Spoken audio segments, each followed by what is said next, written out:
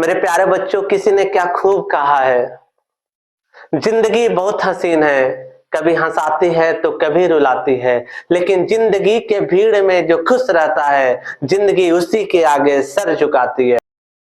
तो बच्चों, फिर से लेकर आ गया हूं एक और इम्पोर्टेंट चैप्टर बिल्कुल नए अंदाज में। बच्चों, इस चैप्टर का नाम है डिटरमिनेंट्स यानी कि सारणिक। इस चैप्टर को आप और अच्छे से समझना चाहते हैं तो पहले आपको मैट्रिक्स यानी कि आव्यूह को समझना होगा।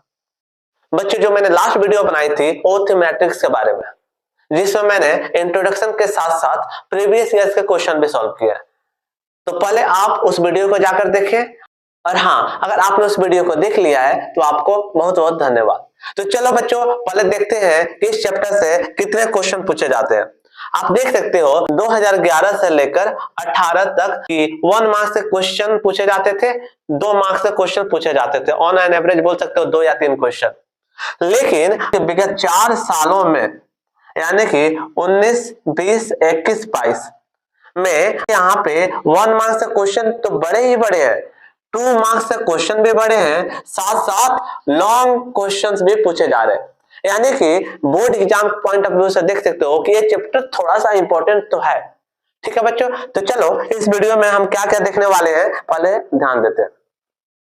सबसे पहले देखेंगे कि मैट्रिक्स यानी कि सारणिक क्या होता है, उसके ऑर्डर्स क्या क्या हो सकते हैं, 1 क्रॉस 1, 2 क्रॉस 2, 3 क्रॉस 3, माइनर्स यानी कि उप सारणिक, कोफैक्टर्स, सहखंड, एडजॉइंट सहखंडज क्या होते हैं, आखिर डिटरमिनेंट्स के प्रॉपर्टीज क्या क्या है।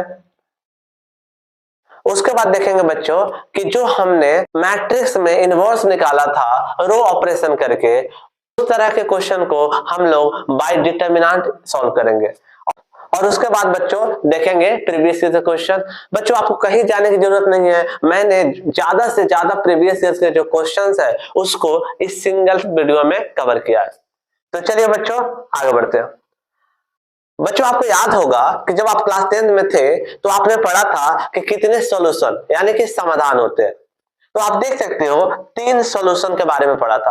पहला यूनिक यानी एक सॉल्यूशन, एक समाधान, दूसरा इनफिनाइट यानी कि अनंत समाधान, और नेक्स्ट था नो सॉल्यूशन यानी कि कोई भी समाधान नहीं। जब देखा जाता था कि ऐसे पैरामीटर यानी कि coefficient a1 upon a2 is not equal to b1 upon b2, जब एक कंडीशन फुलफिल करता था तब बोलते थे यूनिक सॉल्यूशन है। और इसका क्या रीजन था, आप देखो कि जो 2 लाइन होती थी वो कहीं एक सिंगल पॉइंट पे कट करते थे। उसी तरह देख सकते हो कि इनफिनाइट कब होता था, जब 2 कोइंसाइड करते हो लाइन, जब एक दूसरे से पास करती थी तो क्या बोलते थे, अनंत समाधान है। क्यों भैया, देखो यहाँ पे जब भी 2 लाइन एक दूसरे पे आ जाती है तो क्या होगा कि हर पॉइंट पे वो एक दूसरे को काटती है। उसके बाद देखेंगे नो सॉल्यूशन। बच्चे, नो सॉल्यूशन के केस में क्या है कि जब दोनों लाइन पैरेलल होती है, आपको पता है कि अगर वो एक दूसरे को कट करेगी तभी तो सॉल्यूशन होंगे। तो आखिर इसका डिटरमिनेंट में क्या यूज है भैया, डिटरमिनेंट भी बताता है कि इसके अद्वितीय समाधान यानी कि यूनिक सॉल्यूशन होंगे या नहीं होंगे। तो बच्चों, इसको और अच्छा से देखने के लिए हम बढ़ते हैं चैप्टर में आगे। तो बच्चों, डिटरमिनेंट समझने के लिए आपको सबसे पहले समझना होगा स्क्वायर मैट्रिक्स यानी कि वर्ग आव्यूह। तो लास्ट वीडियो में मैंने बताया था आपको कि स्क्वायर मैट्रिक्स में नंबर ऑफ रो, आपको बोला गया था इसे रो बोलते हैं, इसे कॉलम बोलते हैं, इसे R1, R2 और यहां देख सकते हो C1, C2, यानी कि 2 रो और 2 कॉलम है। इसे कैसे लिखते थे बच्चों, 2 क्रॉस 2। तो जब भी number of rose and number of columns equal होते हैं तो क्या होता है बच्चों, इसे बोलते हैं स्क्वायर मैट्रिक्स यानी कि वर्ग आव्यूह। तो जिसमें पंक्तियों की संख्या और स्तंभों की संख्या बराबर होती है उसे बोलते हैं वर्ग आव्यूह। बच्चों, डिटरमिनेंट्स यानी कि सारणिक भी एक स्क्वायर मैट्रिक्स है यानी वर्ग आव्यूह है। तो बच्चों, आपको याद होगा कि जो मैट्रिक्स था उसमें जो रो एंड कॉलम में नंबर्स को क्या करते थे, अरेंज करते थे। बट इसमें क्या होता है, इसमें एक्चुअली जो आव्यूह होता है, जो स्क्वायर मैट्रिक्स होता है, उसको नंबर द्वारा दर्शाया जाता है। ठीक है बच्चों, वहां अरेंजमेंट था और यहाँ नंबर द्वारा ही दर्शाया जाता है। ठीक है बच्चों, इसे कैसे लिखते हैं, इसे या तो डेट ए लिखते हैं यानी कि डिटर्मिनेंट ऑफ ए, या मॉड। बच्चों कंफ्यूज मत होना, मैट्रिक्स को हम लोग इस तरह से ब्रैकेट में दिखाते थे, लेकिन जब डिटर्मिनेंट को रिप्रेजेंट करेंगे तो आप देखोगे ये जो अरेंजमेंट है इसको अगर हम ऐसे रिप्रेजेंट करते हैं तो इसे बोलते हैं डिटर्मिनेंट। अब कैसे निकालते हैं वो तो आगे देखेंगे, पहले आपको ये जानना होगा कि जो मैट्रिक्स होता है वो भैया अरेंजमेंट है नंबर्स का, लेकिन डिटर्मिनेंट्स क्या होता है, इसमें जो मैट्रिक्स होता है या भी होता है उसको नंबर द्वारा ही दर्शाया जाता है। ठीक है बच्चों, चलिए आगे देखते हैं।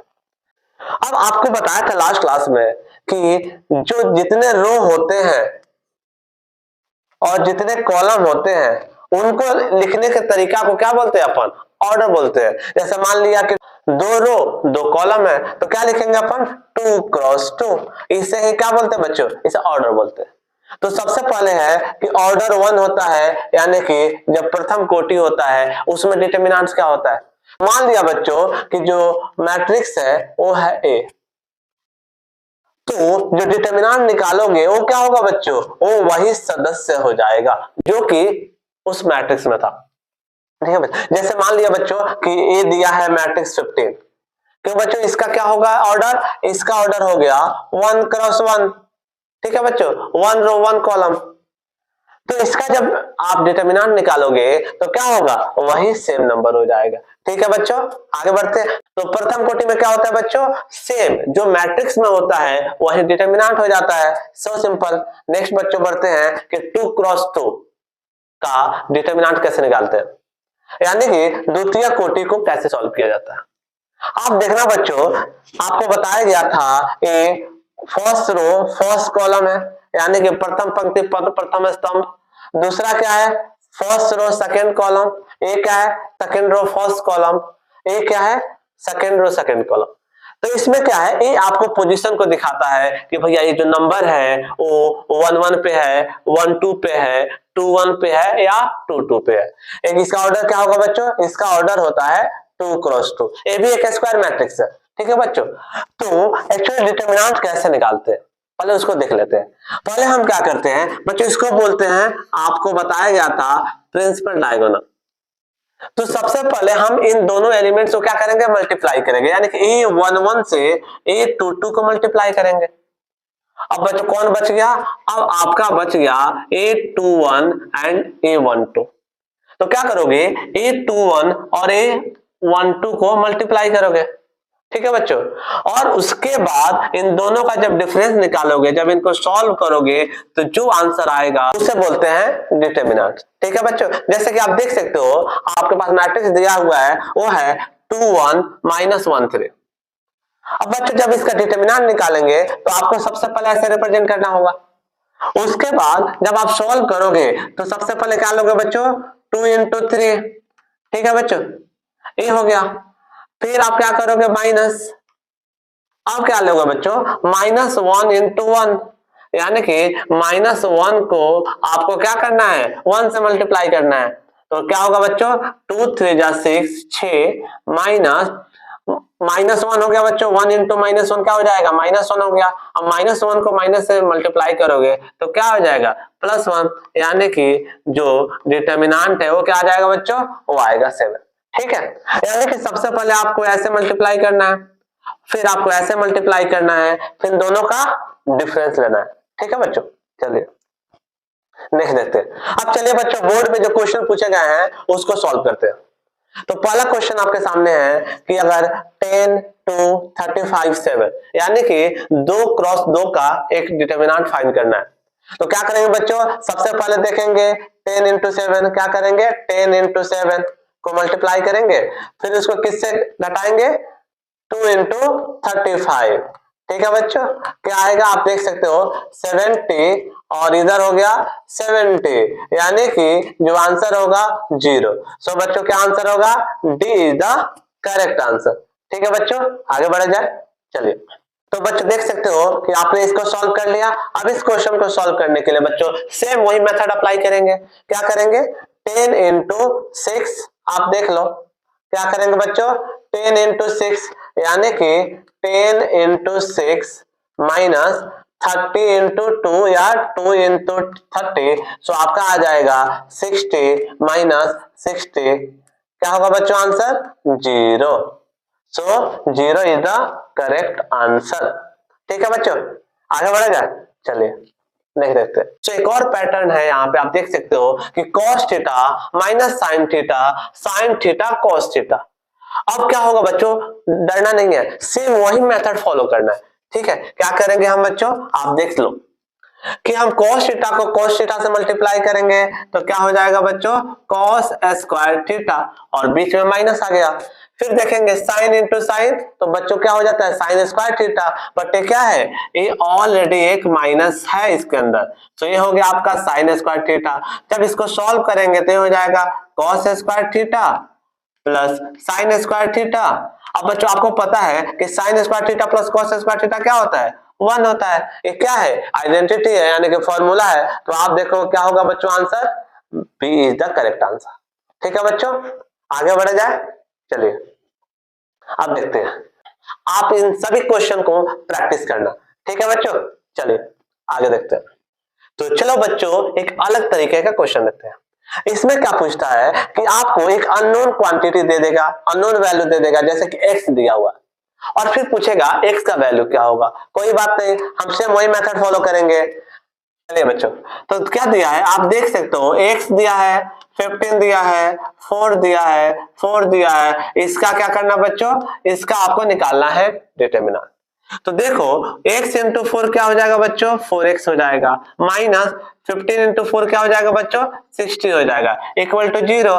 तो 4x इक्वल टू 60, तो आप देख सकते हो x इक्वल टू 60/4, यानी कि 15 इज द करेक्ट आंसर। तो चलिए बच्चों देखते हैं कि ऑप्शन में कौन मैच कर रहा है। तो ऑप्शन में चलिए बच्चों ए इज द करेक्ट आंसर।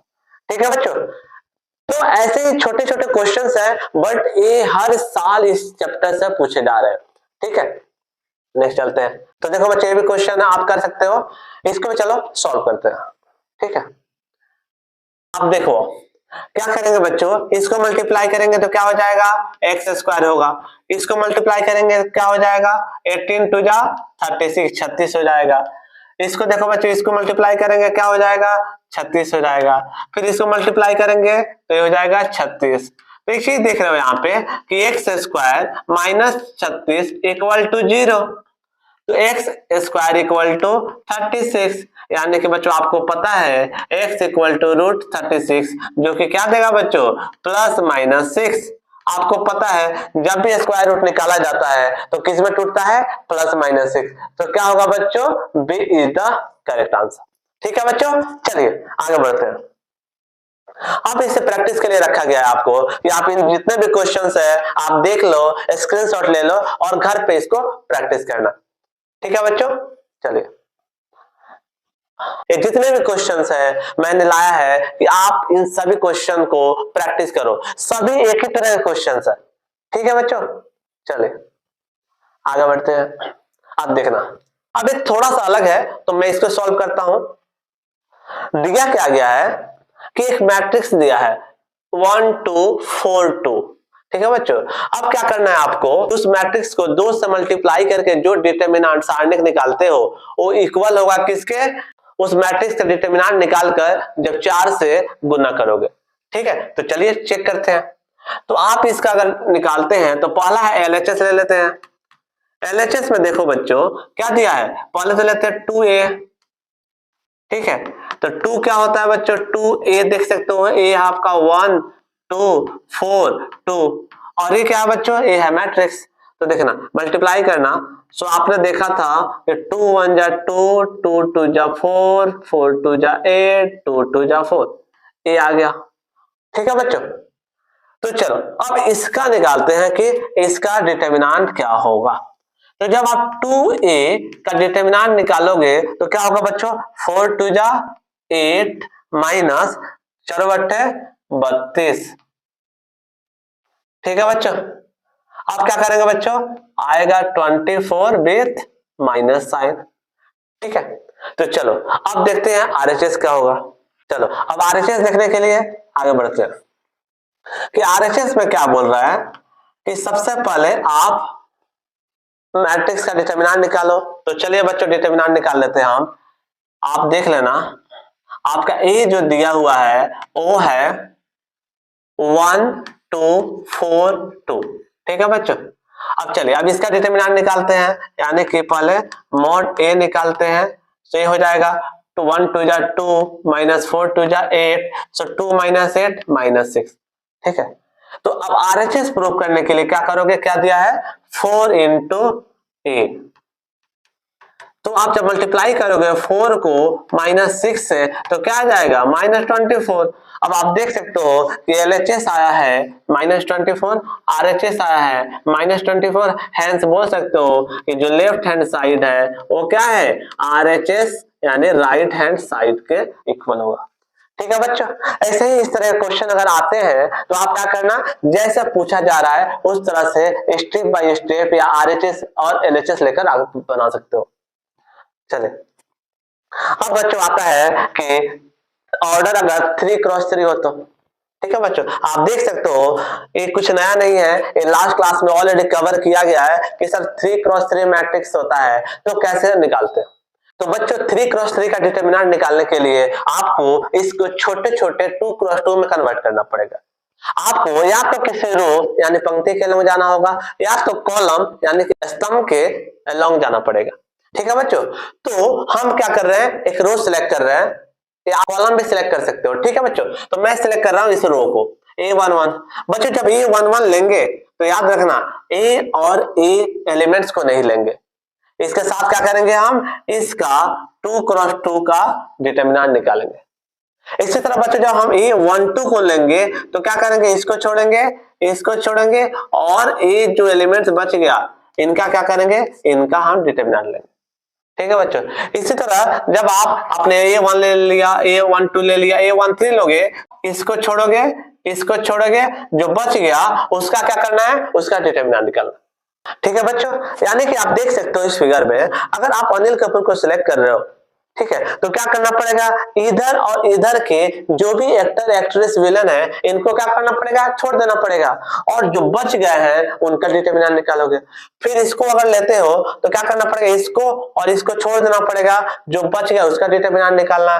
फिर यहाँ पे जाओगे इनको और इनको छोड़ना पड़ेगा, जो बच गया उसका डिटरमिनेंट निकालना, ठीक है बच्चों। तो चलो थोड़ा सा जैसे जैसे क्वेश्चन बनाएंगे वैसे वैसे आपकी चीजें सॉर्ट आउट होगी, ठीक है। जैसे बच्चों मैंने बोला था कि मैं रो के अलॉन्ग ले रहा हूं, A11 ले लिया, ठीक है बच्चों, A11 ले लिया। तो क्या बच्चा बच्चों, आप देख सकते हो कि A22 A23 A32 33 22 23 32 33 बच गया। फिर बच्चों मैं लेता हूं 1 2 लिया तो ये और ये खत्म, ठीक है बच्चों। क्या बच गया 2 1 2 3 3 1 और 3 3 ये बच गया, ठीक है बच्चों। फिर देखो फिर अगर 1 3 ले रहा हूं तो क्या बचेगा, एक खत्म बच क्या गया 2 1 2 2 2 1 2 2 3 1 3 2, ठीक है। अब बोलोगे सर ये चीजें तो समझ में आ गई कि आप इसको ले रहे हैं इसको हटा रहे हो बाकी इसको रख रहे हो, फिर इसको ले रहे हो बाकी हटा रहे हो और फिर जो बच गया उसको रख रहे हो, लेकिन ये नहीं समझ आ रहा है कि आपने इसको क्यों रखा है। बच्चों एक्चुअली ये दिखाता है कि आपका जो सिंबल होगा प्लस होगा या माइनस होगा। तो उसके लिए आपका जो फॉर्मूला होता है वो होता है पोजीशन का, यहाँ पे -1 का पावर i प्लस जे। अब बच्चों लास्ट क्लास में बताया गया था आई जे का मतलब पोजीशन। तो मान लो 1 1 पोजीशन ले रहे हो तो आई की वैल्यू 1 जे की वैल्यू 1 यानी 1 + 1 2। यहाँ पे क्या होगा बच्चों, आई की वैल्यू 1 जे की वैल्यू 2 तो 1 + 2। यहाँ पे क्या होगा, आई की वैल्यू 1 प्लस जेड की वैल्यू 3, ठीक है बच्चों। तो क्या होगा -1 का पावर 2 ये क्या हो जाएगा +1। यहाँ पर देखो -1 का पावर 3 यानी कि जब भी कोई विषम संख्या होता है पावर तो क्या होता है माइनस बाहर आएगा। यहाँ पर देखोगे 3 + 1 4 यानी कि 4 जो होता है किसी भी -1 का पावर तो क्या होगा प्लस देगा। बच्चों इसको और अच्छे से समझने के लिए बस मैं आपको बता देता हूँ एक शॉर्टकट तरीका कि आप कहीं से भी शुरू करो, किसी भी कॉर्नर से शुरू करोगे। जैसे कि मान लो कि आप यहाँ से शुरू करो plus minus plus minus plus minus plus minus plus, ठीक है बच्चों। अब मान लो कि 2 क्रॉस 2 का बनाना है तो देखो प्लस माइनस प्लस माइनस, कहीं से भी जा सकते हो बच्चों। आप चाहो तो plus minus plus minus plus minus plus minus plus, हर तरीके से जो सिंबल होगा वो सेम आएगा। तो आपको यहां से बचने के लिए अच्छा था कि ये हो जाता प्लस, ए हो जाता माइनस, ए हो जाता प्लस, और इसके अलॉन्ग आपको डिटरमिनेंट निकालना रहता है। ठीक है बच्चों, तो चलो इस पे बहुत सारे क्वेश्चन पूछे गए, ये सभी बोर्ड के क्वेश्चन है। ठीक है, तो इसको कैसे सॉल्व करेंगे, तो देखना कैसे आइडिया लगाते हैं। तो पहले ये देखेंगे, सबसे पहले कॉमन पॉइंट हो गया कि जिस रो या कॉलम में ज्यादा जीरो होंगे उसको लेंगे। अब बोलोगे कि सर क्या क्यों लेंगे, अरे भैया जीरो का मतलब क्या, जीरो किसी चीज में मल्टीप्लाई हुआ तो जीरो हो जाएगा, तो हमारे काम को क्या करता है, आसान कर देता है। तो यहां पे देख सकते हो आप, सर हम क्या कर रहे हैं, हम इसको सिलेक्ट कर रहे हैं। ठीक है, तो आप चाहो तो नीचे से ऊपर जा सकते हो, ऊपर से नीचे जा सकते हो। तो चलिए हम लेते हैं यहां पर, तो आप देखो 3 ले रहे हैं। ठीक है बच्चों, तो ए और ए खत्म, बच क्या गया बच्चों, 2 3 0 7। ठीक है, अब आता है बच्चों 0 लेते हैं। ठीक है बच्चों, नेक्स्ट आता है बच्चों फिर से 0 लेते हैं। ठीक है बच्चों, अब देखना मैंने क्या किया, 3 ले लिया, 0 ले लिया, 0 ले लिया। अब क्या करना है, मैं बस ये सब 0 तो होगा, लेकिन मैं बता रहा हूं कि लिखते कैसे। 3 लिया आपने, 2 3 0 7, 0 लोगे तो एक खत्म, एक खत्म, क्या बचेगा आपका 4 5 0 7। फिर इस 0 को लोगे, एक खत्म, एक खत्म, बच गया 4 5 2 3, 4 5, नेक्स्ट आ गया 2 3। ठीक है बच्चों, अब मैंने बताया था क्या, आपको इधर से जाना है, यानी प्लस माइनस प्लस, तो प्लस ले लो, माइनस ले लो, प्लस ले लो, काम खत्म। अब सॉल्व करो आपको। ठीक है बच्चों, 3 इंटू, अब देखना 2 7 जा 14 माइनस 3 इंटू 0 0 माइनस 0 प्लस 0। क्यों बच्चों, इसको करने की जरूरत नहीं है, 0 इंटू समथिंग विल बी 0। ठीक है, अब देखना ये सब 0 हो गया, 14 त्रिका 42। सो बच्चों क्या हो जाएगा आपका 42 इज द करेक्ट आंसर। ठीक है बच्चों, इसको आपको प्रैक्टिस करना है। चलिए आगे बढ़ते हैं। नेक्स्ट देखो बच्चों, फिर से एक और क्वेश्चन है, उसको सॉल्व करते हैं। कि सर जब ऐसे क्वेश्चंस आएंगे तो बच्चों इसमें एक तरीका भी यूज कर सकते हैं, और आप चाहो कि डायरेक्ट करना तो डायरेक्ट भी कर सकते हैं। ठीक है, तो पहले हम डायरेक्ट देखते हैं कि डायरेक्ट कैसे होगा।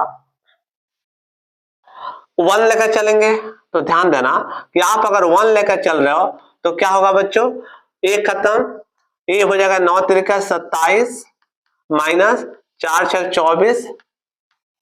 ठीक है बच्चों, फिर इसको लेकर चल रहा है -1, फिर देखना बच्चों एक खत्म, एक खत्म, यानी 9 दूना 18 माइनस 16, 18 माइनस 16। फिर देखोगे +1 है, ए +1, एक खत्म, एक खत्म, 6 दूना 12 माइनस 12, 12 माइनस 12 आ गया। अब चलो सॉल्व करते हैं। आप देखना 1 इंटू 27 में से 24 गया 3, यहाँ पे देखो -1 इंटू 18 में से 16 गया 2, +1 इंटू 0। अब क्या होगा 3 माइनस 2 प्लस 0, यानी कि आपका आंसर जो होगा वो होगा 1। तो 1 इज द करेक्ट आंसर। अब ये बोलोगे सर एक और मेथड कौन सा डिस्कस कर रहे होते हैं, तो बच्चों यहाँ पे एक तरीका यूज करने वाले हैं कि सर 1 1 1 है, तो हम क्या करेंगे 2 बार रो ऑपरेशन करेंगे। ठीक है, कैसे कि एक काम करते हैं सर, रो 1 के बदले में हम क्या करते हैं, रो 2 से रो 1 को सब्ट्रैक्ट कर लेते हैं, घटा लेते हैं। रो 2 के बदले हम काम करते हैं कि रो 3 से रो 2 को कम कर देते हैं। ठीक है बच्चों, तो क्या मिल गया, ध्यान से देखना कि 1 माइनस 1 क्या लिखोगे 0, 3 माइनस 2 1, 6 माइनस 4 2। ठीक है बच्चों, फिर देखो रो 3 में से रो 2 करना है, 1 माइनस 1 0, 4 माइनस 3 1, 9 माइनस 6 3। अब बच्चों 2 ही बार करना होगा, और लास्ट वाला रो को एज इट इज कॉपी कर दोगे 1 4 9। ठीक है बच्चों, अब बोले सर क्या फायदा हुआ, तो एक करने से बेनिफिट ये होता है कि जो आपका टास्क होता है वो थोड़ा सा इजी हो जाता है। ठीक है बच्चों, अब क्या करोगे, अब डायरेक्ट आप ए 0 0 1 को कर दोगे, तो 1 को लेना है, आप इसको काटो, इसको काटो, क्या बच गया बच्चों ए, तो इसका मल्टीप्लाई कर दो आप 1 इंटू 3 1 जा 3 माइनस 2, क्या आंसर आ गया बच्चों 1, और 1 ऑलरेडी फाइंड कर चुके थे। ठीक है, तो आपकी मर्जी, आप जिस मेथड से चाहो बनाना उस मेथड से बना सकते हो। चलिए आगे बढ़ते हैं बच्चों, ये क्या करना है, इसको प्रैक्टिस करना है। चलो बच्चों अब यहाँ पे बच्चों एक तरीका है कि इन सब क्वेश्चन को सर डायरेक्ट उसी तरह सॉल्व करेंगे, हो सकता है कुछ क्वेश्चन टिपिकल मिल जाए। तो बच्चों इसमें ना आपको एक पैटर्न खोजना है, अगर आपने पैटर्न खोज लिया तो फिर सॉल्व कर लेंगे। तो पहले मैं इसको सॉल्व करता हूं, एक क्वेश्चन सॉल्व करता हूं और फिर इसके कुछ प्रॉपर्टीज देखेंगे, कुछ प्रगुण देखेंगे कि आखिर कौन से प्रॉपर्टीज यूज करने से जो डिटरमिनेंट है डायरेक्ट सॉल्व हो जाएगा या इजी हो जाएगा। ठीक है बच्चों, तो इसको सॉल्व करने के लिए कुछ बच्चे क्या करेंगे, रो या कॉलम से चलेंगे, लेकिन जो बच्चा थोड़ा सा एक्सपर्ट होगा वो क्या करेगा, दिमाग लगाएगा। देखना बच्चों, 5 2 क्या हो रहा है 7, 6 - 8 क्या हो रहा है -2, 3 + 5 क्या हो रहा है 8। यानी कि सर हम जब दो कॉलम को जोड़ रहे हैं तो थर्ड वाला मिल जा रहा है। ठीक है ना, तो चलो इसको थोड़ा सा आगे बढ़ते हैं। इसको जब हम सॉल्व करेंगे तो क्या कर रहे हैं हम, सर कॉलम 1 कॉलम 2 को जोड़ दे रहे हैं, यानी कि किसके बदले, किसी के बदले ले सकते हो हम, C2 के बदले ले रहे हैं C1 + C2। अब देखना आप, सर C1 को एज इट इज लिखेंगे 2 6 3, बट इसको लिखेंगे 2 + 5 यानी कि 7, 6 + 8 यानी -8 है तो 6 - 8 क्या हो गया -2, 3 + 5 यानी 8। आप देखोगे 7 - 2 8। देख रहे हैं बच्चों, ये क्या है, अरे ये तो गजब हो गया, दोनों जो कॉलम है वो सेम आ गया। अब आप प्रैक्टिस करो, अब आप इसको सॉल्व करो, पूरी तरह से सॉल्व करो। सॉल्व करने के बाद इसका आंसर आएगा 0। ठीक है बच्चों, अब कोई बच्चा थोड़ा सा दिमाग लगाया और बोला सर अगर दो कॉलम इक्वल है, अगर दो रो भी अगर इक्वल हो गए, आइडेंटिकल हो गए तो क्या होता है 0, जिसको हम प्रॉपर्टी में देखेंगे। उसी तरह बच्चों इस क्वेश्चन में क्या है आप देख सकते हो, 3 1 4, 2 - 2 0, 7 - 2 5, यानी कि सेम कॉलम मिल जा रहा है, तो इसका भी आंसर क्या हो जाएगा बच्चों 0। ठीक है बच्चों, लेकिन जब इसको बनाओगे तो क्या है, उस तरह से नहीं बनेगा, ये आपको डायरेक्ट डिटरमिनेंट निकालना पड़ेगा। ठीक है, चलिए आगे देखते हैं। अब बच्चों आता है कि जैसा अभी लॉजिक लगाकर आपके डिटरमिनेंट्स क्या हो गया, इजी हो गया। इस तरह के कुछ प्रॉपर्टीज है, कुछ प्रगुण है, उसको हम देखते हैं और हम ट्राई करेंगे जब भी डिटरमिनेंट्स आए, अगर 1 मार्क्स में पूछे 2 मार्क्स में पूछे तो पहले ट्राई करना कि क्या कुछ प्रॉपर्टीज लग रहा है।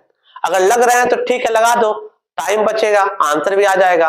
अगर नहीं लग रहा है तो फिर जैसे आप करते आ रहे हो वैसे ही करते रहोगे। ठीक है, तो बच्चों पहला प्रॉपर्टी बोल रहा है कि अगर हम किसी भी डिटरमिनेंट्स के रो को कॉलम में कन्वर्ट करते हैं या कॉलम को रो में कन्वर्ट करते हैं, यानी कि पंक्ति को स्तंभ में और स्तंभ को पंक्ति में कन्वर्ट करेंगे तो उसके डिटरमिनेंट की वैल्यू में कोई चेंज नहीं होता।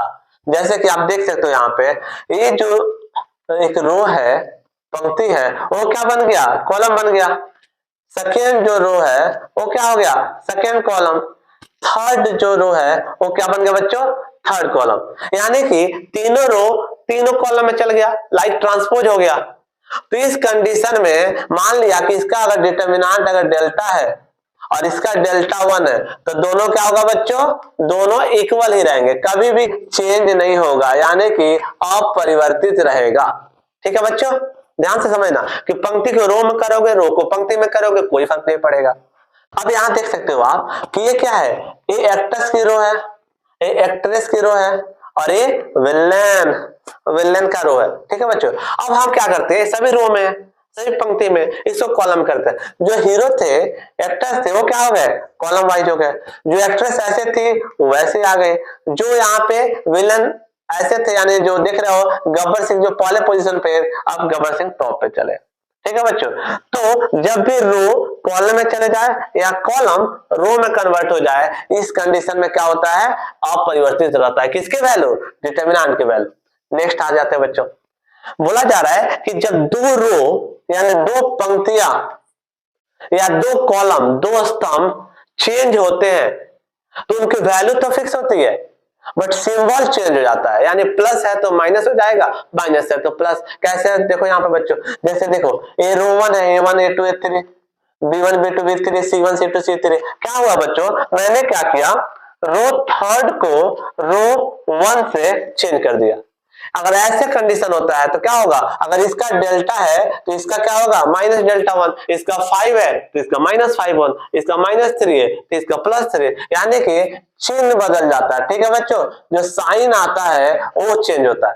ठीक है, जैसे देख लो आप, अब फिर से देख लो, फिर से वही, ठीक है। अब यहाँ पे देखना बच्चों, अब एक्टर्स है, हीरो है, हीरोइन और विलन। अब बच्चों सडनली आप बताओ कोई डायरेक्टर होगा और सडनली डिसाइड कर दे कि जितने भी विलन हैं उनको हीरो बना दे और जितने भी हीरो हैं उनको विलन बना दे, क्या होगा? फिल्म वहां चलेगा जी? नहीं चलेगा ना। ये फिल्म क्या होगा? ये फिल्म देख रहे हो, ये फिल्म हो जाएगा फ्लॉप। यानी कि जब ऐसे कंडीशन आते हैं तो क्या बोलेंगे? पॉजिटिव निगेटिव में चला जाएगा, निगेटिव पॉजिटिव में, यानी कि साइन क्या होगा? बदल जाता।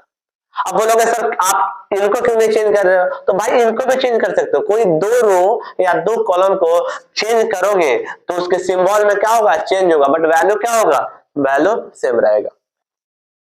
अब इसको देखना बच्चों, बहुत इंपॉर्टेंट प्रॉपर्टीज है। क्या बोला है कि जब टू रोज देख रहे हो या टू कॉलम्स अगर आइडेंटिकल है, इक्वल है, तो इसका डिटरमिनेंट क्या होगा? इसका डिटरमिनेंट जीरो होगा। यानी कि कोई भी दो पंक्ति या दो स्तंभ अगर इक्वल हो गया, समान हो गया, तो उसका सारणिक वैल्यू यानी डिटरमिनेंट वैल्यू जीरो हो जाएगा। और इससे पहले वाले जो आपने देखा उसमें हम लोग सॉल्व कर रहे थे कि जब दो रो दिख रहे थे या दो कॉलम इक्वल कर दे रहे थे तो क्या हो रहा था? उसका डिटरमिनेंट जीरो हो जा रहा था। ठीक है बच्चों, देखना यहाँ पे। अब क्या किया गया? अब बोला गया, अब डायरेक्टर क्या बोला? जो हीरो रहेगा वही विलन रहेगा। अब ये तो गड़बड़ हो गया कि हीरो खुद हीरो है और खुद विलन है, तो ऐसे मूवी चलेगी क्या? नहीं चलेगी। इसका मतलब क्या? Determinant zero. ठीक है बच्चों, तो कभी भी दो रो या दो कॉलम अगर सेम टू सेम मैच कर गए तो उस कंडीशन में आंख बंद करके जीरो मार के आना। ठीक है बच्चों, फिर चलते हैं।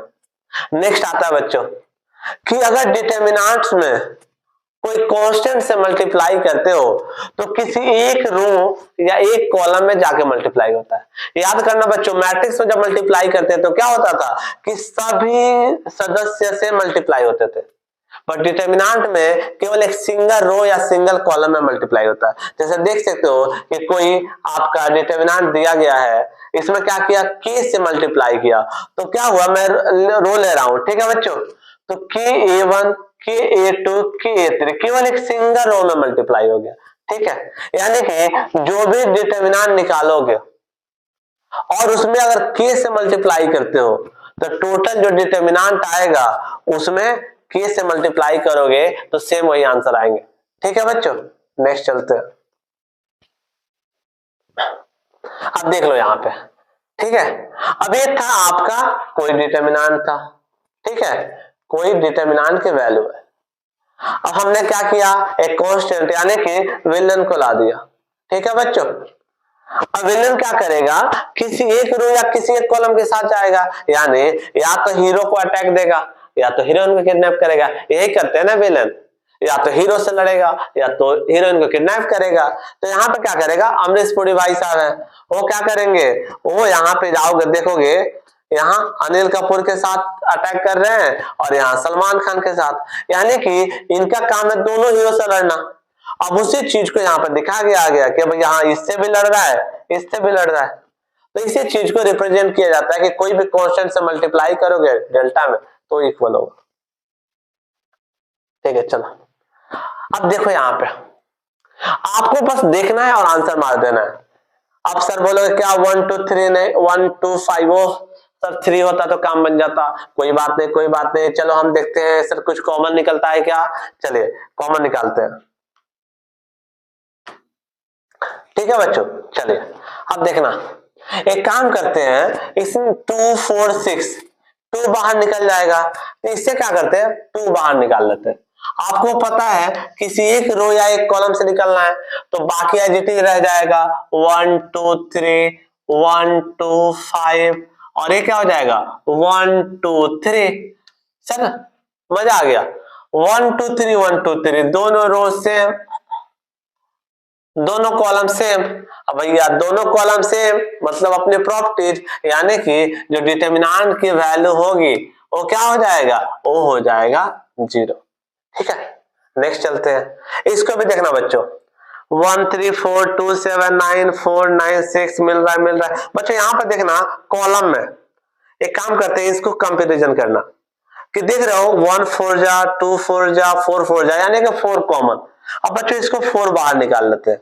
जब 4 बाहर निकालेंगे तो क्या हो जाएगा बच्चों, ये हो जाएगा 1 2 4, ये हो जाएगा 3 7 9, और ये हो जाएगा बच्चों 4 1 जा 4 4 2 जा 8 4 4 जा 16। फिर से बच्चों देख सकते हो कि कॉलम 1 कॉलम 3 मैच कर गया, जैसे आइडेंटिकल मतलब कि 0, जैसे आइडेंटिकल मतलब कि 0। ठीक है बच्चों, चलिए अब देखते हैं बच्चों इसमें क्या बोला है कि कोई भी अगर डिटर्मिनेंट्स आपको दिखे, ठीक है, और उसमें 2 या 2 से अधिक टर्म्स है, तो उनको हम सेपरेट करके भी डिटर्मिनेंट निकाल के आंसर निकाल सकते हैं।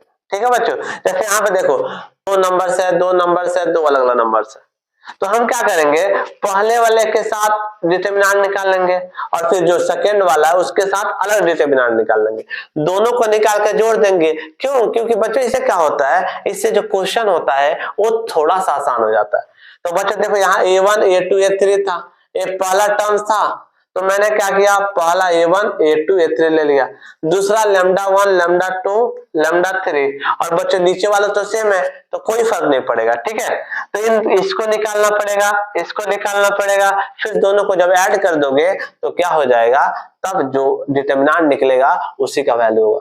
ठीक है बच्चों, यानी कि सम के फॉर्म में भी इसको दर्शाया जा सकता है। जैसे कि देखो यहाँ पर देखो ये दोनों अमरीश अनिल, गब्बर और सलमान खान, ये सब लोग क्या है साथ में। अब बोला गया है कि अब क्या है, अब इनको कैसे रिप्रेजेंट कर सकते हैं, एक साथ अनिल कपूर और सलमान खान को रख दिया, नेक्स्ट चाहोगे तो दोनों विलन को रख दिया, यानी कि जब एक साथ दिए गए हैं तो उनको हम अलग अलग करके भी हम सॉल्व कर सकते हैं।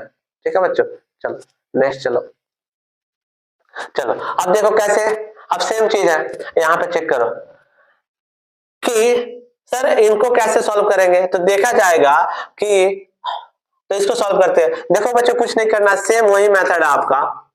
क्या करो, आप देखो ये हो गया C1, ये हो गया C2, ये हो गया C3, मैं क्या करता हूं कि C3 को चेंज कर रहा हूं C2 प्लस C3 से, तो क्या हो जाएगा 23 46 65 11 20 45, अब क्या हो जाएगा बच्चों 11 प्लस 12 2 3, ये क्या हो जाएगा बच्चों 46, ये क्या हो जाएगा बच्चों 65। देख रहे हो C1 C2 सेम, भैया C1 C2 सेम, इसका मतलब इसका डिटर्मिनेंट 0, डायरेक्ट मार देना है। ठीक है बच्चों, फिर इधर देखते हैं, इधर भी सेम बच्चों, क्या करोगे, अब C2 ले लो, अब मैं C2 को चेंज कर दे रहा हूं। ठीक है, चलो चलो C2 क्या करेंगे, C2 प्लस C3, तो पहला वाला तो सेम रह गया 23 32, दूसरा वाला 9 7 16 16 7 23 19 और 13 32, ये क्या हो जाएगा 7 7 13। देख रहे हो बच्चों C1 C2 सेम, जैसे C1 C2 same determinant is 0। ठीक है बच्चों, बस ऐसा ही, चैप्टर बहुत इजी है, बस आपको प्रैक्टिस की जरूरत पड़ेगी, कैलकुलेशन मिस्टेक नहीं करना है। ठीक है बच्चों, अब चलो, अब आता है कि एरिया ऑफ द ट्रायंगल निकालो। तो बच्चों क्लास 10th में आपने एरिया ऑफ द ट्रायंगल पढ़ा है, क्लास 11th में पढ़ा है, ये ज्योमेट्री में आप पढ़ते थे कि half x1 y2 minus y3 plus x2 y3 minus y1 plus x3 y1 minus y2। लेकिन इसको कैसे बनाएंगे, इसको चाहो तो डिटर्मिनेंट मेथड से बना सकते हो। तो आप देख सकते हो कि एक ट्रायंगल है, एक त्रिभुज है, इसमें 3 कोऑर्डिनेट्स है, x1 y1 x2 y2 x3 y3, तो हमेशा 2 पॉइंट में दिया रहता है, आपको पता है। तो हमने क्या किया, पहला point x1 y1 x2 y2 x3 y3, और बच्चे जो बच गया था उसको क्या किया 1 1 1 से लिख दोगे। उसके बाद आप इसको सॉल्व करो, डिटर्मिनेंट सॉल्व करोगे, हाफ से क्या करोगे मल्टीप्लाई करोगे and you will get your answer. ठीक है बच्चों, चलिए आगे देखते हैं। जैसे देखो क्वेश्चन पूछा है कि एक ट्रायंगल है जिसका कोऑर्डिनेट दिया गया है और आपको 4 सेंटीमीटर उसका एरिया है, तो निकालना है। चलिए अब देखना बच्चों क्या किया गया कि एरिया ऑफ द ट्रायंगल क्या होता है, हाफ इनटू x1 के y1 0 x2 4 y2 0 x3 0 y3 2 और जो बच गया 1 1 कितना दिया है बच्चों 4 दिया है। ठीक है बच्चों, अब इसको सॉल्व करोगे तो आपका क्या होगा, आपका आंसर मिल जाएगा। ठीक है बच्चों, चलो आगे बढ़ते हैं। अब बच्चों इसको याद रखना कि कोलिनियर यानी कि संरेख भी कभी कभी पूछ देता है। ठीक है, ये क्या होता है इसके बारे में आपने पढ़ा होगा, 3 या 3 से ज्यादा पॉइंट्स एक ही लाइन पे रह जाए। ठीक है बच्चों, सेम लाइन पे लाई करता है तो उसे क्या बोलते हैं, कोलिनियर बोलते हैं। अब बच्चों इसे कैसे सॉल्व करेंगे, तो ध्यान देना बच्चों, आपने पढ़ा होगा कि जो एरिया निकालते हैं वो किसका निकालते हैं, क्लोज्ड फिगर यानी बंद आकृति का। ट्रायंगल क्या है, ट्रायंगल भी तो बंद आकृति है भाई। तो ये क्या हो जाएगा, बट ये तो लाइन है और लाइन में कभी एरिया हो सकता है क्या, नहीं। तो जब लाइन में एरिया नहीं होगा इसका मतलब क्या हो, एरिया 0। तो बच्चों याद रखना आप क्या होगा कि sir area of triangle, area of जो ट्रायंगल होता है वो क्या होना चाहिए था, वो होना चाहिए 0, तभी क्या है, तभी संरेख यानी कोलिनियर हो सकता है। तो हम क्या करेंगे, हम चले डिटरमिनेंट निकालते हैं और चेक करते हैं। क्यों, क्योंकि आपको पता है एरिया ऑफ ट्रायंगल का जो फॉर्मूला था वो क्या था बच्चों, हाफ इनटू पूरे कोऑर्डिनेट्स, क्या था x1 y1 1 x2 y2 1 x3 y3 1, यही था। तो क्या करना है, इसको सॉल्व करना है। अगर आप सॉल्व कर रहे हो और 0 मिल रहा है तो भैया ये संरेखी है, अगर 0 नहीं मिलेगा तो नहीं है। बट यहाँ क्या करना है, यहाँ शो करना है तो 100% है कि ये आपका संरेखीय होगा। ठीक है बच्चों, कैसे, तो क्या करोगे आप, यहाँ पे देख लो, आप x1 के बदले क्या रखोगे, a रखोगे, x2 के बदले आप रखोगे b, x3 के बदले रखोगे a, y1 के बदले में b plus c plus a और a प्लस b, और जो बच्चों बच गया वो क्या करोगे 1 1 1। उसके बाद आप चाहो तो प्रॉपर्टीज यूज करके बना सकते हो या चाहो तो डायरेक्ट मल्टीप्लाई करके बना सकते हो। ठीक है बच्चों, इसको सॉल्व करोगे तो डिटरमिनेंट क्या आएगा, डिटरमिनेंट 0। जैसे डिटरमिनेंट आज 0 आ गया उसके बाद क्या लिखोगे, हाँ भैया जो पॉइंट है ए बी सी वो क्या है, कोलिनियर है।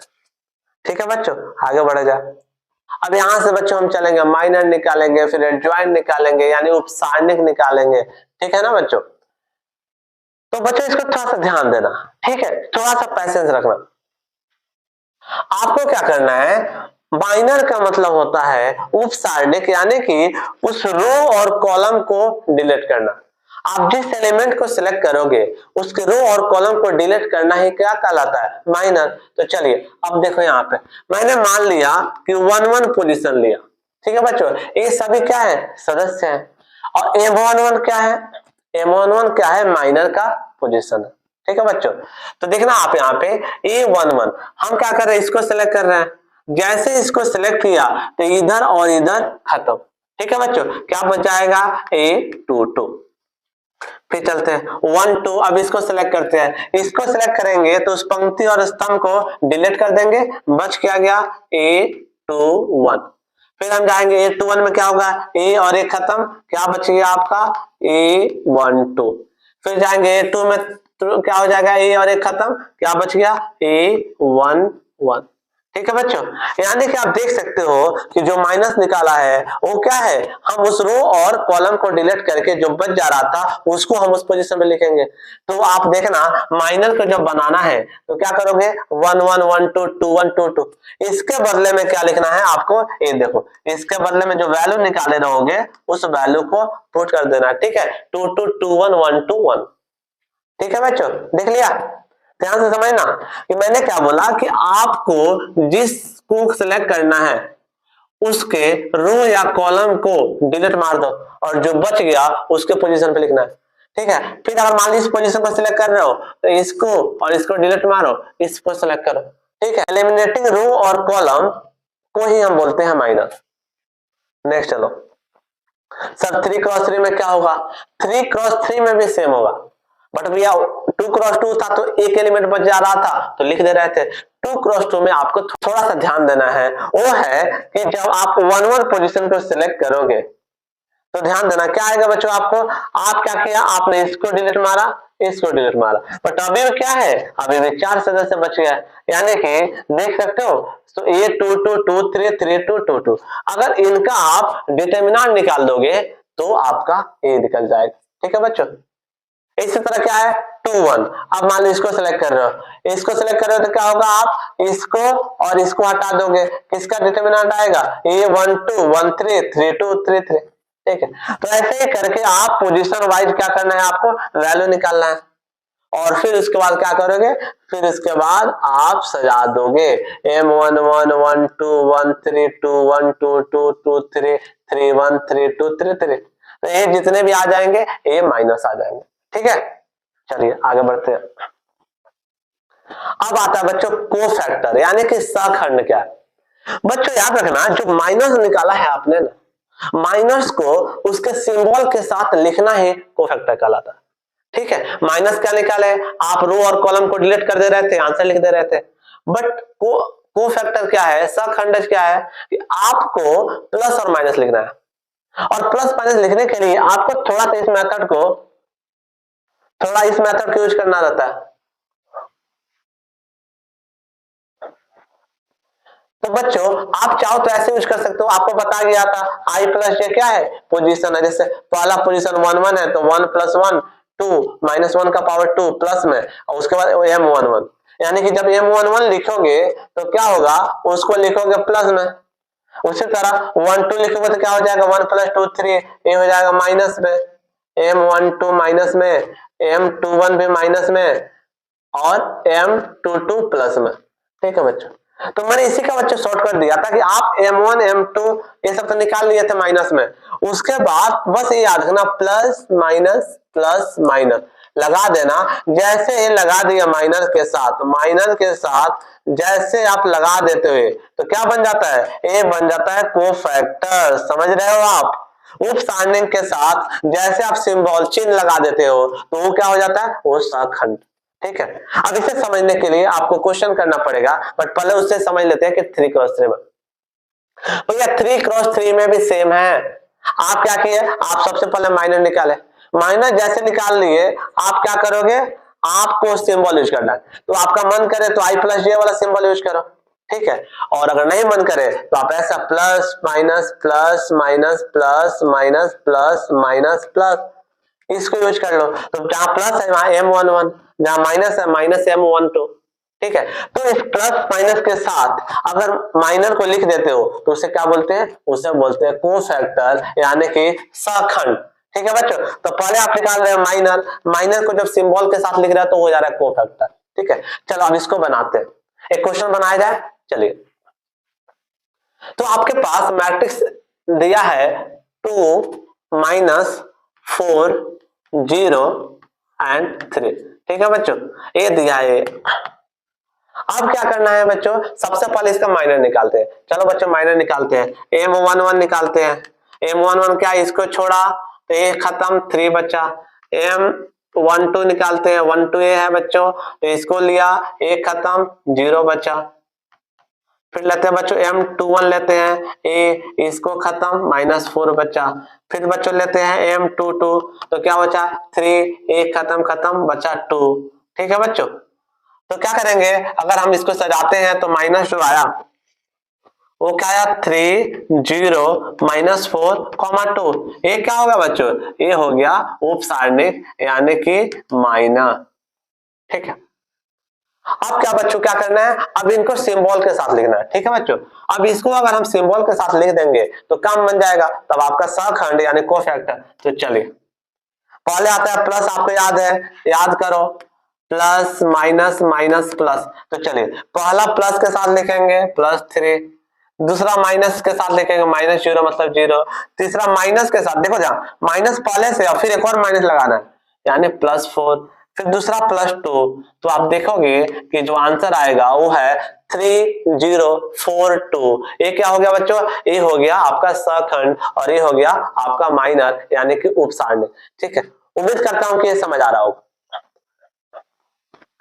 ठीक है, चलिए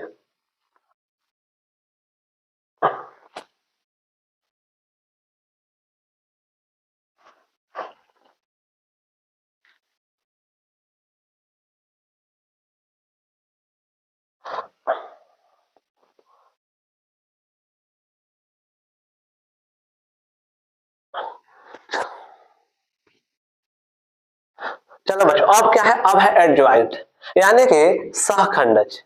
अब ये क्या होता है, आपने माइनर निकाल लिया, उपसारणिक निकाल लिया, सहखंड कोफैक्टर निकाल दिया।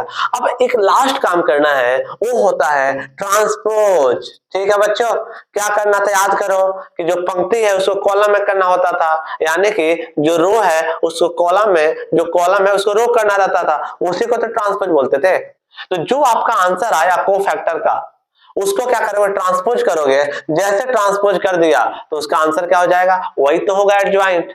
ठीक है बच्चों, तो ये देखो, ये कोफैक्टर है, जो A11 निकाला क्या था, ये था आपका कोफैक्टर।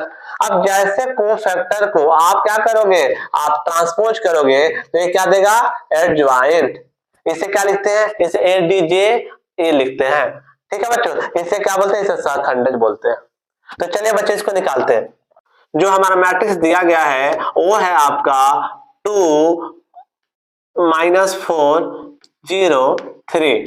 ठीक है बच्चों, अब क्या है, अब हम इसका लेंगे आपका माइनर। ठीक है बच्चों, तो माइनर ऑफ ए फाइंड कर दे रहे हैं डायरेक्ट बच्चों, मैं फाइंड कर रहा हूं। ठीक है, 2 को हटा दिया 3 बच्चा, -4 को लिया 0 बच्चा, 0 को हटाया -4 बच्चा, 3 को हटाया 2 बच्चा, ये बच्चों हो गया माइनर। आप क्या करेंगे बच्चों, कोफैक्टर लेते हैं। कोफैक्टर का मतलब आपको पता है कि क्या करना है, सिंबल के साथ लेना है। तो सिंबल +3, यहाँ प्लस होता है, यहाँ माइनस होता है, यहाँ माइनस होता है, यहाँ प्लस होता है, हो गया 3042। अब क्या करना है, अब आपको इसका एडजॉइंट यानी सहखंडज निकालना है। तो बोला गया था जो कोफैक्टर आया उसको क्या करेंगे, उसको ट्रांसपोज करोगे, रो को कॉलम, कॉलम को रो, रो है उसको कॉलम में चेंज कर देना है। तो चलिए आपको एडजॉइंट निकालते हैं। एडजॉइंट ऑफ ए क्या हो जाएगा बच्चों, ट्रांसपोज करना है। ठीक है, ट्रांसपोज किया तो 3 0 जो रो था कॉलम में आ गया, और जो सेकंड रो था सेकंड कॉलम में आ गया। तो जो आपका आंसर होगा वो होगा 3402। ठीक है, चलिए अब देखो इसको निकालो। ठीक है बच्चों, इसको प्रैक्टिस करना, ये सेम उसी तरह डिक्टो क्वेश्चन है, आपको इसको प्रैक्टिस करना होगा। ठीक है, अब देखते हैं बच्चों इसमें क्या होता है। बच्चों देख लेना कि डिटर्मिनेंट ऑफ ए जो होगा, ठीक है बच्चों, वो किसके बराबर होगा, वो आपका क्या हो जाएगा, 1/डिटर्मिनेंट of A. So the correct answer is B, B is the correct answer. ठीक है बच्चों, अगर आप इनवर्स का डिटर्मिनेंट निकालो तो 1/डिटर्मिनेंट हो जाता है। ठीक है, क्योंकि भैया नंबर है तो नंबर का इनवर्स क्या होता है, नंबर है, नंबर का रेसिप्रोकल क्या हो जाएगा, 1 आ जाएगा। ठीक है, नेक्स्ट चलो। अब यहां देखना बच्चों, वो रहा एक वचन वर्गाकार यानी कि नॉन सिमिलर स्क्वायर मैट्रिक्स है, ऑर्डर 3 3 है, तो एडजॉइंट ऑफ ए का डिटर्मिनेंट। बच्चों एक इसका फॉर्मूला होता है, उसको याद करके रखना, वो हो जाता है आपका एडजॉइंट ऑफ ए का डिटर्मिनेंट निकालोगे तो ये हो जाता है determinant of A to the power n-1। n होता है ऑर्डर, अब n ऑर्डर है, यहाँ पे ऑर्डर क्या हो जा रहा है बच्चों, ऑर्डर हो जा रहा है 3, तो जो डिटर्मिनेंट का पावर 3 - 1 यानी कि जो आंसर होगा वो क्या हो जाएगा 2। ठीक है बच्चों, तो B is the correct answer. ठीक है बच्चों, ठीक है, चलो बच्चों इसको देख लो। अब यहां से आप लॉन्ग क्वेश्चन बोल सकते हो कि यहां से लॉन्ग क्वेश्चन स्टार्ट होता है। इसको सॉल्व करने का मैं शॉर्टकट थोड़ा सा मेथड बताते चलता हूं और आप सॉल्व कर लेना। ठीक है, जैसे भी इस तरह के क्वेश्चंस आए तो करना क्या है, आपको सबसे पहले इनको देखना है कि क्या ऑपरेशन करने से ये जीरो हो जाएंगे। तो हम क्या करते हैं बच्चों, सभी को कनेक्ट कर देते हैं। ठीक है, तो एक काम करते हैं, हम कॉलम 1 के बदले हम लिखेंगे C1 + C2 + C3। अब बेनिफिट क्या होगा देखना, मैं क्या कर रहा हूं, आपका column a - b + b - c + c - a, देख सकते हो a cancel, c cancel, b cancel, यानी कि 0, और बाकी को मैं लिख रहा हूं as it is b - c - a, इसको रखो b माइनस कट जाएगा c। देखो a भी 0 और c - a - b, थर्ड वाला भी 0 और a - b - c। सर एक चीज देख के समझ में आएगा सर, जैसे ऑपरेशन किया तीनों 0, जब किसी भी रो या कॉलम में तीनों 0 हो तो उसका डिटर्मिनेंट क्या हो जाता है 0। तो देख रहे हो बच्चों, तो ऐसे क्वेश्चन उसने पूछा है। ठीक है, सो 0 इज द करेक्ट आंसर। चलिए नेक्स्ट, ऐसे क्वेश्चन बच्चों कैसे करोगे, ये भी सेम, वही मेथड करना है, आप इसको प्रैक्टिस कर लेना। मैं बता देता हूं कि आप क्या करोगे, आप C3 को कन्वर्ट कर लेना C2 प्लस C3। जैसे कन्वर्ट करोगे तो क्या आ जाएगा, a plus B plus C, A plus B plus C, A plus B plus C. क्या करोगे, कॉमन ले लोगे। ठीक है बच्चों, जैसे कॉमन लोगे तो क्या हो जाएगा, 1 1 1 1 1 1, दोनों कॉलम क्या होगा, सेम। जैसे सेम हुआ तो बी इज द आंसर। ठीक है बच्चों, चलो आगे बढ़ो। ये देखो, ये सब प्रैक्टिस के लिए क्वेश्चंस है। ठीक है, आप इसको प्रैक्टिस करना। ये ध्यान देना बच्चों, ये देख दोनों क्वेश्चन पूछे गए हैं लेकिन दोनों सिमिलर है। कैसे देखना, यहां से आप अगर a निकाल लेते हो तो क्या बचा, 1a स्क्वायर। यहां से b निकाल लेते हो क्या बचा, 1b स्क्वायर। यहां से c निकाल लेते हो क्या बचा, 1c स्क्वायर। वही तो दिया है, 1a square, 1b square, 1c square. और बाहर क्या निकाल लेते हैं, abc। तो जो आंसर आएगा आपका, देख रहे हो बच्चों, ध्यान देना, A B B minus C C minus A, इनमें क्या आएगा बच्चों, इसमें क्या होगा, ए बी सी मल्टीप्लाई हो जाएगा। ठीक है, वैसा ही करोगे, क्या करोगे आप इसमें से इसको सब्ट्रैक्ट करोगे, फिर इससे इसको सब्ट्रैक्ट करोगे, 2 जीरो आ गया और लास्ट वाले को आप डिटरमिनेंट निकालोगे। उसके बाद थोड़ा सा लॉजिक लगाना और तभी आंसर आएगा। ठीक है बच्चों, चलो अब देखते हैं। अब बच्चों इसको थोड़ा सा फोकस करना। ठीक है, आपको क्या बोलता है कि जब कोई सिमिलर मैट्रिक्स हो, ठीक है, यानी कि गैर एक वचन आव्यूह, तो वो क्या कंडीशन होता है, Ax इक्वल टू बी। और स्पेशली जब इक्वेशन दिए रहते हैं तब काम आता है। ठीक है बच्चों, आप याद करो जो मैट्रिक्स निकाले थे हम लोग, तो जो लास्ट क्वेश्चन किए थे रो ऑपरेशन करके, वहां पे निकालते थे इनवर्स। तो इसको इनवर्स निकालने के लिए यूज किया जाता है। ठीक है बच्चों, यानी कि आपको x का मतलब क्या हुआ, एक्स वाई जेड जो वेरिएबल उसका वैल्यू निकालने के लिए क्या करते थे, a का इनवर्स निकालते थे, b से मल्टीप्लाई कर देंगे, आंसर आएगा। ठीक है, नेक्स्ट देखते हैं, जैसे बोल दिया सिमिलर मैट्रिक्स, तो याद रखना बच्चों, जैसे एक वचन आव्यूह बोल दिया, इसका मतलब ये समझना डिटरमिनेंट जीरो। ठीक है, सारणिक जीरो। तो इससे रिलेटेड क्वेश्चन पूछे गए हैं। फिर देखना कि दो मैट्रिक्स को मल्टीप्लाई करके जो डिटरमिनेंट निकालोगे उतना ही आंसर आएगा जब एक का डिटरमिनेंट निकाल दो, दूसरे का निकाल दो और फिर उसको मल्टीप्लाई करने पे। ठीक है, अब देखो बच्चों, अभी जो सॉल्व किए हो उसी का तो आंसर यहाँ पे लिखा हुआ है कि एडवांस ए का डिटरमिनेंट निकालोगे तो क्या होगा बच्चों, answer A to the power n minus 1। ठीक है बच्चों, यानी कि जब एडवांस के डिटरमिनेंट को निकालोगे उससे अच्छा है कि डायरेक्ट मैट्रिक्स का डिटरमिनेंट निकाल दो, लेकिन उसको पावर क्या रखोगे बच्चों, n माइनस 1, जितना ऑर्डर होगा उससे एक कम। ठीक है बच्चों, चलिए आगे बढ़ते हैं।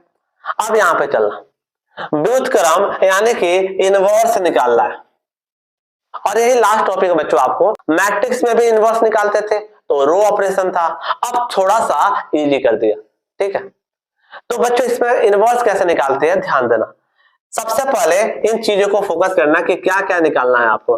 मैट्रिक्स दिया रहेगा तो आपको माइनर निकालना है, उसके बाद क्या निकालना बच्चों, कोफैक्टर निकालना है, उसके बाद आपको एडजॉइंट निकालना है, उसके बाद आपको determinant of given matrix A निकालना है।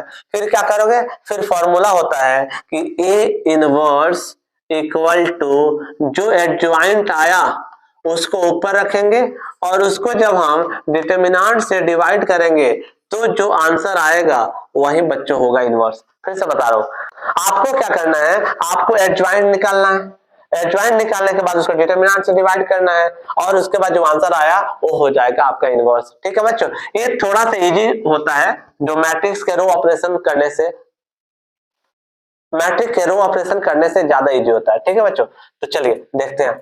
डायरेक्ट मैं माइनर निकालता हूं इसका कि माइनर ऑफ ए क्या होगा। ठीक है, उप सारणिक क्या होगा बच्चों, ध्यान देना, साइन को करेंगे छोड़ेंगे तो कॉस बचा, cos theta. Next sine theta खत्म होगा तो बच्चों बचा sine theta. Next sine theta को छोड़ेंगे तो बचा minus sine theta. Next cos theta को छोड़ेंगे तो इधर भी बचा कॉस थीटा। ठीक है बच्चों, ये हो गया माइनर। अब क्या करेंगे, अब निकालेंगे हम कोफैक्टर। अब बच्चों कोफैक्टर के टाइम में मैं बता दिया गया था कि बस प्लस माइनस चेंज करना है, तो यहाँ पे होता है प्लस तो प्लस कॉस थीटा, यहाँ पे होता है minus so minus sine theta, यहाँ पे होता है minus so minus minus plus sine theta, यहाँ पे होता है plus so plus cos theta. ये हो गया आपका कोफैक्टर। अब क्या होता है बच्चों, अब एडजॉइंट निकालेंगे। एडजॉइंट में आपने देखा था कि हम क्या करते हैं, जो कोफैक्टर आता है उसका ट्रांसपोज कर देते हैं, तो ट्रांसपोज कर देते हैं cos थीटा sin थीटा, इधर आ गया cos theta minus sin theta. अब बच्चों इधर क्या हो गया, sin थीटा इधर चला गया और इधर आ गया cos थीटा। ठीक है, ये था आपका एडजॉइंट। अब निकालते हैं बच्चों डिटरमिनेंट। जैसे डिटरमिनेंट निकालेंगे तो क्या आएगा बच्चों, ध्यान देना कि cos theta cos square theta minus sine theta minus sine square theta. ठीक है बच्चों, तो क्या आ जाएगा cos square theta plus sine square theta equal to क्या दे देगा बच्चों, 1, यानी कि डिटरमिनेंट तो आ गया 1। अब आ गया डिटरमिनेंट 1 और एडजॉइंट आ गया इतना। बस अब लास्ट स्टेप आपका बचा है, वो होता है फॉर्मूला पुट करना। फॉर्मूला क्या है इनवर्स का, एडजॉइंट आपका निकला, ठीक है भैया, हमारा एडजॉइंट निकला था cos थीटा sin थीटा और बच्चों हो गया माइनस साइन थीटा और cos थीटा। ये आपका निकला था एडजॉइंट। अब क्या करेंगे, डिटरमिनेंट से डिवाइड करेंगे 1 by 1। ठीक है बच्चों, 1 by 1, यानी कि आप देखो 1 से डिवाइड किया तो क्या होगा, इसका कोई मतलब नहीं रहेगा, ये होगा 1, यानी कि आपका जो आंसर आएगा वो हो जाएगा same. So cos theta sin theta with minus और cos थीटा, यही हो गया आपका इनवर्स। ठीक है बच्चों, ये हो गया आपका इनवर्स। ठीक है, आप देख लो इसको अच्छे से देख लो। ठीक है बच्चों, तो ये प्रोसीजर फॉलो करना होते हैं। ठीक है, अब बच्चों देखना इसका इंप्लीमेंटेशन कहाँ होता है। ठीक है, बहुत रेयर चांसेस है कि इससे क्वेश्चन पूछेगा, बट ये है कि आपको बता दो कि इसको कैसे सॉल्व करते हैं। ठीक है, आपको 3 इक्वेशन दिया रहेगा, 2 इक्वेशन दिया रहेगा तो बना लिए, 3 इक्वेशन दिया रहेगा बच्चों तो ऐसे जैसे 2x + 3y + 5z = 8, ऐसे 3 इक्वेशन दिए रहेंगे। हम इनको क्या करेंगे, पहले सजाएंगे a1 b1 c1 a2 b2 c2, इसको सजाएं। फिर बच्चों क्या वेरिएबल क्या है x y z, फिर बच्चों कांस्टेंट क्या है d1 d2 d3। ठीक है बच्चों, तो आपको कैसे लिखते हैं इसको, a x b। ठीक है, ये हो गया आपका मैट्रिक्स, x हो गया आपका वेरिएबल और d और b हो गया आपका जो ये कांस्टेंट था। ठीक है, तो इसको लिखने का तरीका ये होता है। ठीक है, पहले मैट्रिक्स a लिखा, फिर इसके बाद x लिखा, उसके बाद b। अब बच्चों क्या होगा, अब यहां से निकालोगे x का वैल्यू, यानी कि क्या करते हैं बच्चों, वेरिएबल निकालते हैं x की वैल्यू, y की वैल्यू, z की वैल्यू। तो उसके लिए क्या करते हैं, उसके लिए आपको a इनवर्स और b निकालना पड़ेगा। अब देखना, अब यानी कि a का इनवर्स निकालोगे तो जो मैट्रिक्स है उसका इनवर्स निकालोगे। इनवर्स कैसे निकालोगे, एडजॉइंट अपॉन डिटरमिनेंट, और उसके बाद b मैट्रिक्स दिया रहेगा उसको मल्टीप्लाई करेंगे और आंसर आएगा। ठीक है बच्चों, ध्यान से देख लेना। चलो देख लो, क्वेश्चन है कि x + y + z = 6 1 1 1 2 1 - 3 3 - 2 1 हो गया, x y z हो गया, इधर हो गया आपका 6 - 5 2। ठीक है बच्चों, ये हो गया। आप इसका सजाएं a x = b, सजा दिए। अब आपको क्या निकालना पड़ेगा, a का इनवर्स निकालना पड़ेगा, b से मल्टीप्लाई करना पड़ेगा, यानी कि जो आपका मैट्रिक्स दिख रहा है, ठीक है, उसको बच्चों निकालोगे, उसको इनवर्स निकालना पड़ेगा। और इनवर्स कैसे निकालेगा, आपको पता है कि सबसे पहले हम माइनर निकालेंगे, उसके बाद कोफैक्टर निकालेंगे, फिर ट्रांसपोज करेंगे। ट्रांसपोज करने को ये क्या बोलेंगे हम, एडजॉइंट। इसको हम जब डिटरमिनेंट से भाग देंगे तो ये आ जाएगा इनवर्स। ठीक है, अब जो इनवर्स आया उसको क्या करोगे, जो भी आंसर आया उसको क्या करोगे, b यानी कि जो दिख रहा है उसको मल्टीप्लाई करोगे और जो आया वही होगा आपका x y z का वैल्यू। ठीक है बच्चों, इससे बहुत कम चांसेस है, बहुत रेयर चांसेस है क्वेश्चन पूछने का। ठीक है बच्चों, तो यहाँ पे आपका चैप्टर्स होता है फिनिश्ड। ठीक है, आप देख सकते हो मैंने ट्राई किया है कि मैक्सिमम से मैक्सिमम क्वेश्चन कम से कम टाइम में कैसे रखा जाए। कुछ क्वेश्चन आपको प्रैक्टिस के लिए भी दिए गए हैं, आपको इसको प्रैक्टिस करना है। अगर लगता है कि नहीं समझ आया तो फिर से वीडियो देखना है, फिर से सॉल्व करना है। उम्मीद करता हूं कि ये वीडियो भी आपको पसंद आई होगी। बच्चों हम लोग रात दिन मेहनत कर रहे हैं ताकि आपको अच्छा मार्क्स मिल सके। तो बच्चों मिलते हैं फिर से एक नए वीडियो में, बिल्कुल एक अनोखे अंदाज में। तब तक आप अपना ख्याल रखिएगा। जय हिंद।